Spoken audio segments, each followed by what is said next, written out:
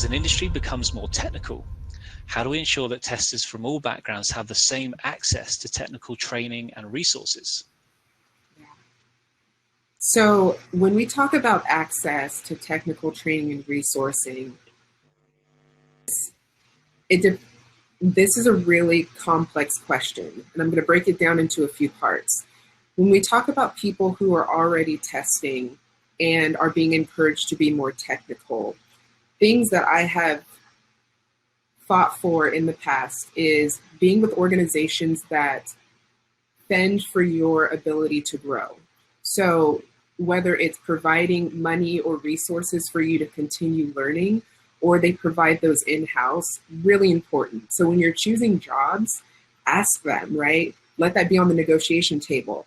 How much money do I get for my continual learning? Or what sort of programs do you have in-house that I can do this? Because with the way technology is, it's not just testing that's becoming more technical. Everything's becoming more technical.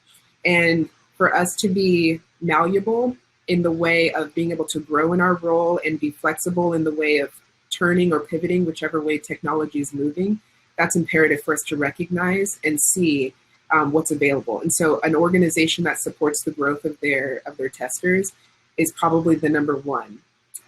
For when we're talking about people who aren't necessarily in the role or maybe with a job that's full-time that provides that opportunity, for people who are just interested in testing, when we talk about technical training and resourcing,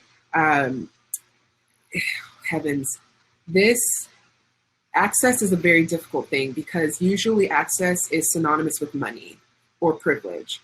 And so when we talk about who has access to these things, the likely chance is going to be people with money or people with privilege to be able to either pivot in their career or to be able to switch careers with no, with no downfall or any sort of friction from not having a job or taking courses or whatnot.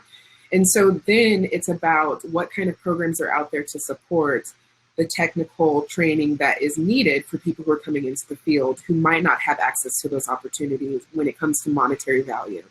So I would say anything we can give, like conferences are great, dojo's great, cheap access to abilities to learn on the cusp, right?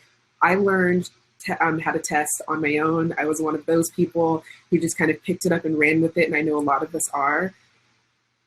Sharing that story more, I think, is going to help people who are maybe in a similar situation get to where they want to be when it comes to tech, like finding that technical resource that they need.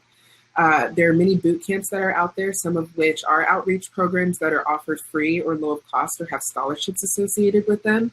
And so maybe being more transparent in what those opportunities are, especially in your own communities, maybe even creating your own. I know that I personally have mentored a few women in my company that are excited about testing.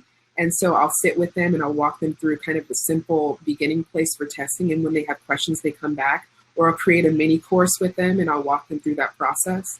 Whichever way we can get more information out there, thinking about what access means to us or to the people who are asking for it, and then providing those opportunities is going to be really important for the future of testing as well.